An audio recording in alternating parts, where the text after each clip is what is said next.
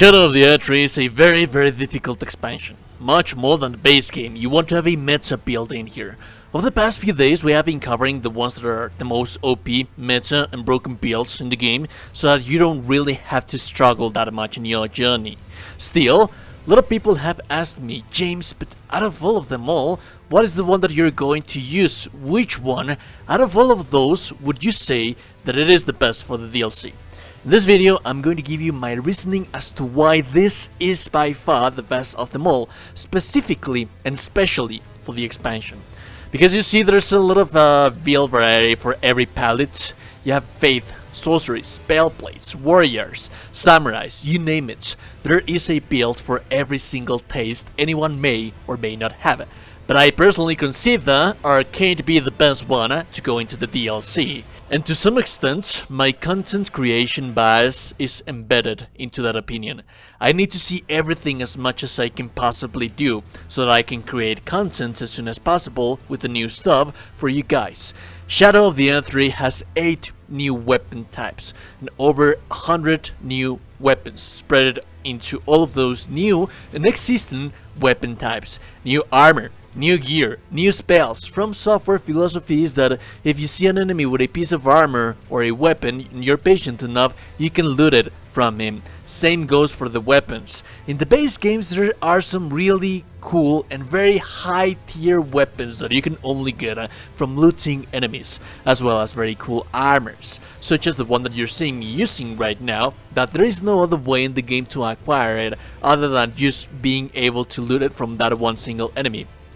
For a content creator, that is very important. I need to find that stuff as soon as I can, but from a player perspective it shouldn't be different. It's logical to think that an Arcane player is going to have more chance to see the new weapons and new armors sooner than someone that doesn't have high discovery. However, there's another factor to consider. While that is my main goal, how meta is Arcane?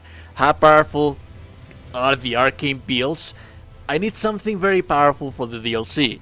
It just so happens that Arcane has the meta status ailments of the game, bleeding. It also has one of the meta main weapons of the game, Mogwin's Sacred Spear, but if that's not sufficient enough, it has a huge array of broken S and A tier weapons that you can use to swap in between, and I made myself to the task to make a universal build that would allow you to use each and every single one of those weapons to the maximum potential without having to use level tiers nor lose any kind of resource when it comes to changing a weapon because you got bored of that one weapon and you want to use something brand new. And actually you have been seeing them all throughout the rendition of the gameplay that you can see in the backgrounds. Let me talk to you a little bit about them, just a little rapid fire opinion about those weapons. The Melee, Executioner, Greatsword, S tier weapon definitely, with Millicent prosthesis and magic buffs because it has magic damage. This thing has always been regarded as one of the best weapons in the game. If you attack high health pool enemies because of the animation, you're always getting the maximum proc of Millicent prosthesis, and it can be used with Godfrey Icon as well because of the charge attacks. Rivers of Blood has always been hated by everyone because it makes bleeding much more broken than it already is. The Ash of War deals insane amounts of damage, but it also has an insane amount of bleed buildup. And even while you're not fighting enemies that bleed, the Ash of War still deals tremendous amounts of damage. It's very fast, so you can definitely use it with defense skill by cancelling the animation, not continuing, not compelling to the next attack. It has been nerfed to the ground on PvP. This is still an S tier weapon for PvE, and because of Rivers of Blood, a lot of folk forget about Eleonora's Pole Blade, which is an even better version of. Being a Pole Blade, it procs Millicent prosthesis faster, it has infinite hyper armor while you are airborne, and it has both knockdown and insane amount of posture damage. While the weapon deals tremendous damage, it's also building the bleeding up. Basically, stun lock, poise breaker. While all of that is happening, it's causing rivers of blood into the enemy. S tier, definitely. Very close to a god-broken tier weapon. Bloody Helix is one of my personal favorites. A poker from behind a shield that causes bleeding while doing so. This one falls into the A category instead of the S purely because it requires more skill to use than the Eleonora's Pole Blade or Rivers of Blood or Mary's Executioner Sword or Mogwin's Spear, for example. They just require for you to spam the Ash of War, and that's it. This one deals the same amount of damage to some of them, even more, and the Ash of War has even better iframes than a regular dodge, but the thing is that you have to learn the enemy's patterns and movesets better to know when and how to use it.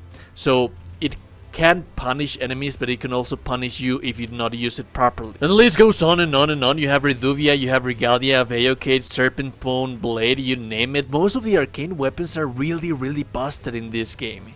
Now, the universal stats that I was telling you about to use in this build are right here.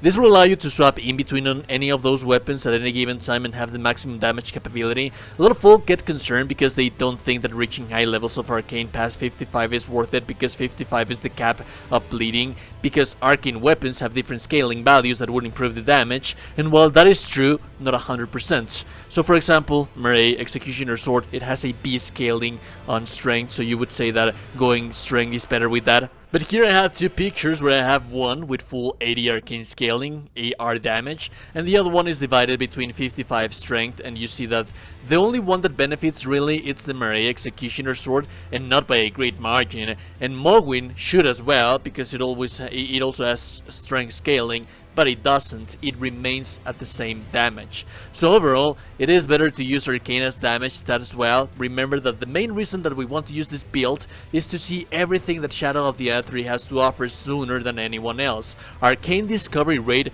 doesn't have cap, it doesn't have soft cap, it doesn't have hard cap, it doesn't have a cap on itself. It always gives you the same amount of discovery each time that you level it up. Now here's a list of the talismans that you would be using, and this should have to be swapped in between depending on the needs that you would have. So for example, the Murray Executioner Greatsword, that one has magic damage. You would be using the magic Scorpion Charm with that one.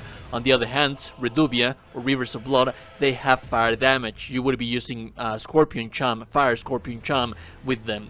For example, the Godfrey icon would be very well used with the Murray Executioner Sword because it has charge attacks, but it doesn't work with the other ones. So with the other ones you would be using something different.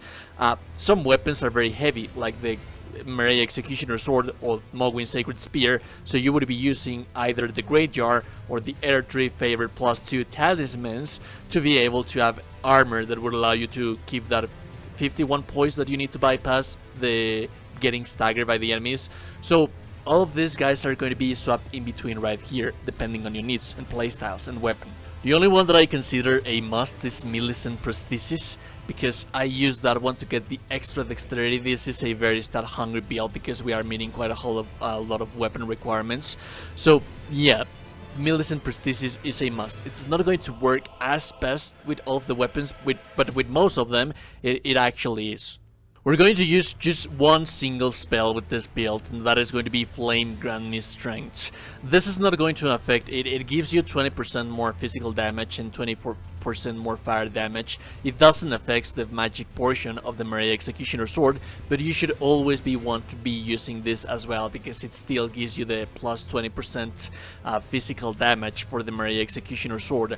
On the other hand, if you're using it with the Mogwin Spear, with Rivers of Blood, with Eleanor's Pole Blade, or all of the weapons that actually have fire scaling or fire damage, you're getting plus 40% weapon damage with this spell. And your crystal tiers is also very much important. You're going to have one base, the Faith Not Crystal tier.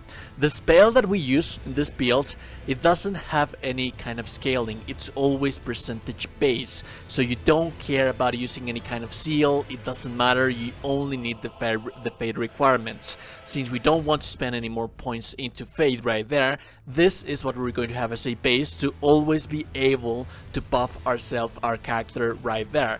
Now when you're using the Murray Executioner Sword, you would be using the Magic Shrouding Crack tier. When you're using Eleanor's Pole Blade, you would be using the Flame Shrouding Crack tier. When you're using Bloody Helix, because Bloody Helix has dexterity scaling, you would be using Dexterity Not Crystal tier to increase the damage. And just like that, you have a very powerful universal build that you would be using with a huge array of SA God tier broken weapons on the game that would allow you to breeze through Shadow of the Erdtree really fast, and that it also allows you to have enough discovery to be able to find the armors, the new weapons, everything that the DLC has to offer, while still being a meta, a character that has the chance to change in between weapons without having to use larval tears if you feel that you're getting bored of one single playstyle. If you like the content, so like and never super appreciate it. And also, you're gorgeous beautiful person, you're a gorgeous and beautiful person. Have a lovely day. Subscribe to the channel, like the video, join the Discord. I'll see you beautiful people in the next one. Have a lovely day and goodbye.